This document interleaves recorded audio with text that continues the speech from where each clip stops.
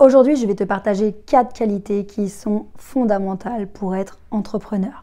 Si tu as certaines qualités, c'est parfait. Et si tu ne les as pas encore, t'inquiète, ça va venir, ok? On garde confiance en nous, ces qualités-là vont s'installer et tu vas voir que tu vas progresser. La première chose pour être entrepreneur, c'est d'être prêt à casser les codes, à sortir du système. Être entrepreneur, c'est pas quelque chose de classique. On est formaté à rentrer dans le monde du salariat, à faire partie du système. Quand tu décides d'être indépendant, d'être entrepreneur, de monter des projets, etc., il faut que tu aies conscience et que tu assumes que tu n'as pas une vie classique. Et donc tu sors, tu décides malgré tout, que tu décides donc de sortir du système et que tu casses les codes habituels. Pourquoi je te parle de ça? Parce que tu vas être confronté forcément à des personnes, que ce soit ton entourage, ta famille, tes amis, des connaissances, qui vont remettre en question ce choix-là et qui peuvent, par rapport à leurs propres croyances, à leurs propres peurs, etc., te dire « mais oui, mais attends, t'as pensé à ça, et t'as pensé en cas si tu dois être en arrêt maladie, puis t'as pensé à ta retraite, et puis alors pour ça, c'est compliqué, c'est dangereux, et machin. » Donc si tu n'assumes pas toi-même le fait de casser les codes et de sortir du système, ces personnes-là peuvent tout de suite te mettre des doutes, te rajouter des peurs, et du coup te faire changer d'avis ou faire que finalement là où tu t'es prêt à y aller, sortir de ta zone de confort, oser, ces personnes-là vont te ramener dans le système. Donc c'est pour ça que c'est important que tu aies conscience que oui, tu as un profil atypique par rapport à, on va dire, à la majorité de la société quand tu décides d'être entrepreneur.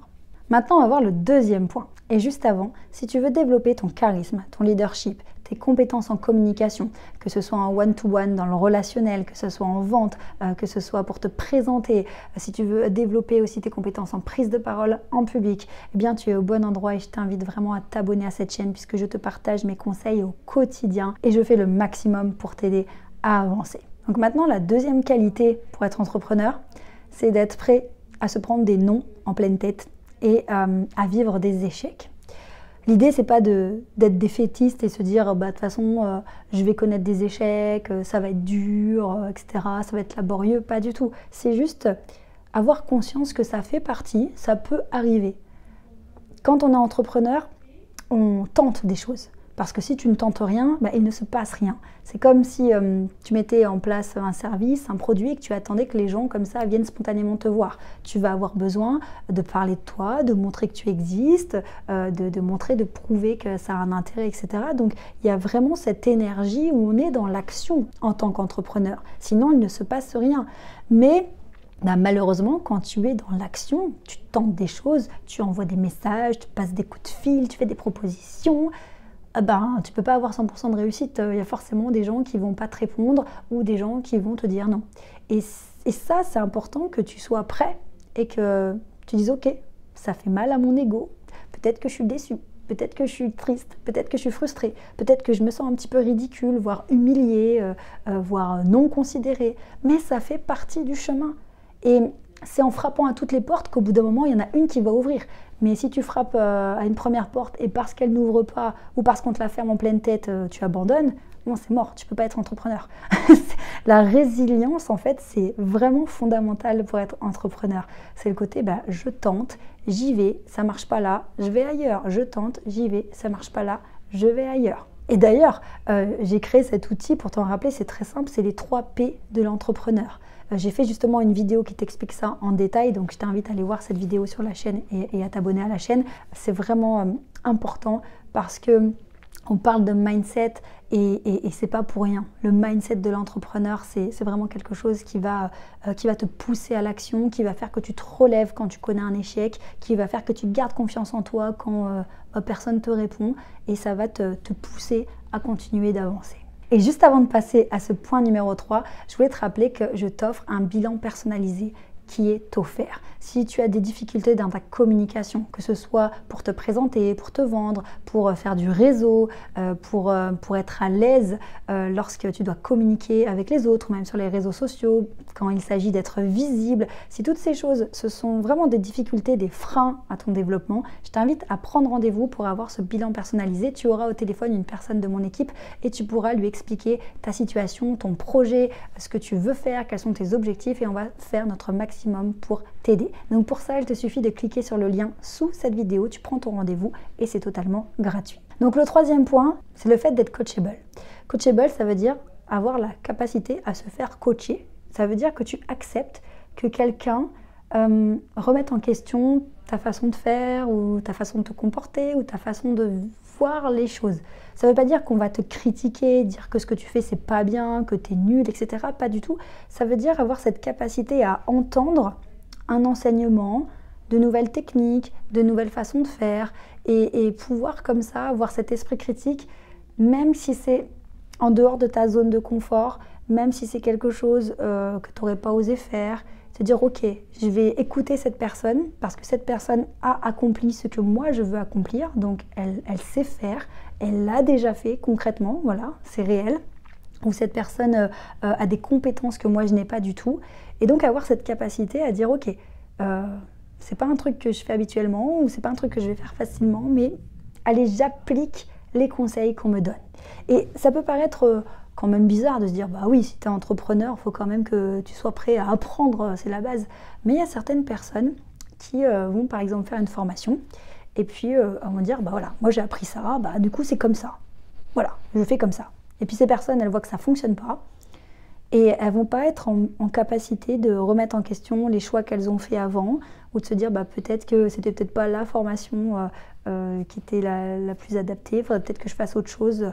Ou alors c'est peut-être pas les meilleurs choix que j'aurais pu faire, il faut peut-être que je me positionne autrement. En fait, ces personnes-là vont rester bloquées sur leur idée, sur leur premier positionnement et ne vont pas arriver à s'adapter, à s'ajuster et à prendre cet enseignement que d'autres personnes pourraient leur apporter. Donc c'est pour ça que c'est super important de mettre son ego de côté et de se dire ok, apprends-moi ce que je ne connais pas, ou montre-moi ce que je fais de travers, montre-moi là où je peux progresser, et être comme ça en mesure même aussi d'être honnête avec soi-même, et de dire à la personne qui nous coach, qui nous aide, notre mentor, dire bah, en fait ça je suis pas du tout à l'aise avec ça, ou ça j'arrive pas encore à le faire, ça me gêne parce que je me sens pas légitime, ou ça en fait ben, clairement il manque des compétences, j'y arrive pas, et ça c'est très fort parce que du coup on range l'ego de côté pour avoir cette capacité à apprendre de nouvelles choses, à progresser et à sortir de notre zone de confort.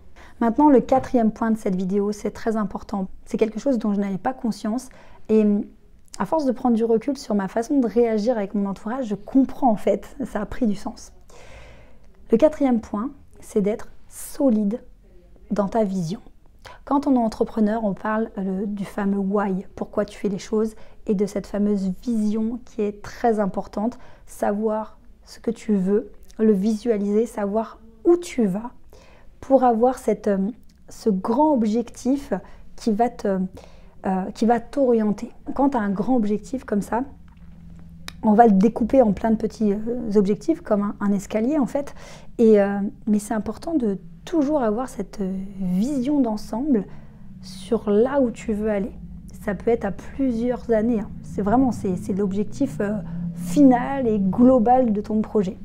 Pourquoi c'est important d'être solide sur ta vision? Parce qu'il y a énormément de personnes et de projets qui risquent de te dévier de cette vision. D'où l'importance aussi d'avoir une vision qui soit totalement alignée avec ce que tu veux et avec ce qui t'épanouit. Parce que plus ta vision sera alignée avec tes goûts, ta personnalité, ton style de vie, avec ce que tu vises, plus tu sauras pourquoi tu veux respecter cette vision et plus tu sauras pourquoi tu dis non à certains projets, tu dis non à certaines personnes. Et moi personnellement, je vais te confier un truc.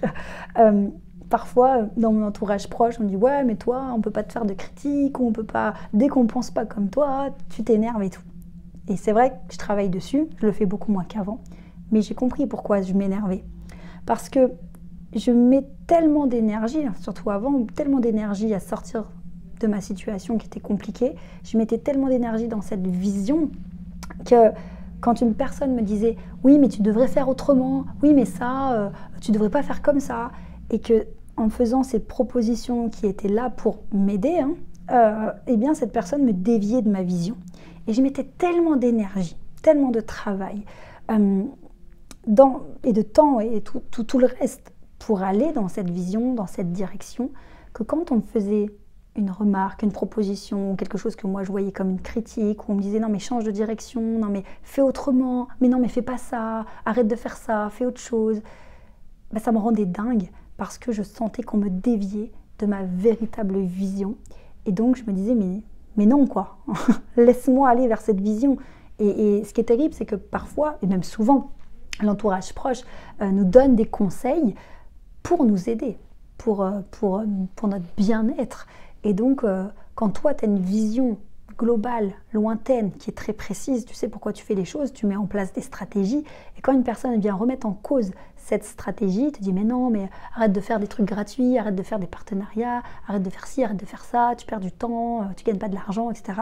Que toi, tu sais pertinemment pourquoi tu fais ça, parce que c'est un objectif à long terme, c'est une construction stratégique de plein de choses, ben en fait, si tu les écoutes, ils te dévient de ta vision. Mais à côté de ça, tu as aussi des mentors, tu as aussi des coachs, des personnes qui savent exactement de quoi elles parlent, des personnes qui sont passées avant toi sur cette route.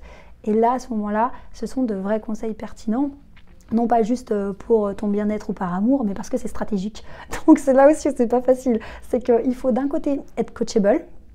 Quand une personne te fait une remarque qui a du sens, qui est pertinente, que ce soit un mentor ou un membre de ta famille, voilà, et à un moment donné, on te fait des remarques qui sont pertinentes et c'est intéressant de les écouter. Là, il faut mettre l'ego de côté, dire « Ok, je crois que tu as raison, je me suis un peu perdue là-dedans, ou ouais, c'est vrai. » Et d'un autre côté, eh ben, il y a ce côté où il faut pas se laisser dévier de sa vision, parce que sinon, eh ben, on va nous emmener à droite, à gauche, au gré des envies, des croyances, des doutes de chacun.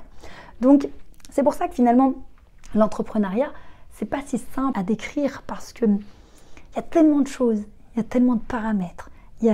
Waouh, c'est une aventure. C'est une aventure qui se vit. Et ce qui est important, c'est de savoir pourquoi tu fais les choses, où tu veux aller, et aussi te laisser cette liberté d'ajuster, d'adapter, parce que tu évolues chaque jour, tu vas continuer d'évoluer, et c'est ça aussi la beauté de l'entrepreneuriat, c'est que c'est une aventure business, etc., mais c'est aussi une aventure humaine, une aventure personnelle, une aventure collective. C'est magnifique l'entrepreneuriat. Donc encore une fois, on ne se dit pas qu'on est nul, on ne se dit pas qu'on n'a pas ce qu'il faut pour être entrepreneur, parce que tout ça, ça se travaille. Donc si tu as envie d'être entrepreneur, si tu es entrepreneur, moi je peux que t'encourager, parce que si vraiment tu le sens que c'est en toi, alors vas-y, fonce. Abonne-toi bien à la chaîne parce que j'ai plein d'autres choses à te partager. On se retrouve très très vite, et surtout, n'oublie jamais que tu mérites de réussir.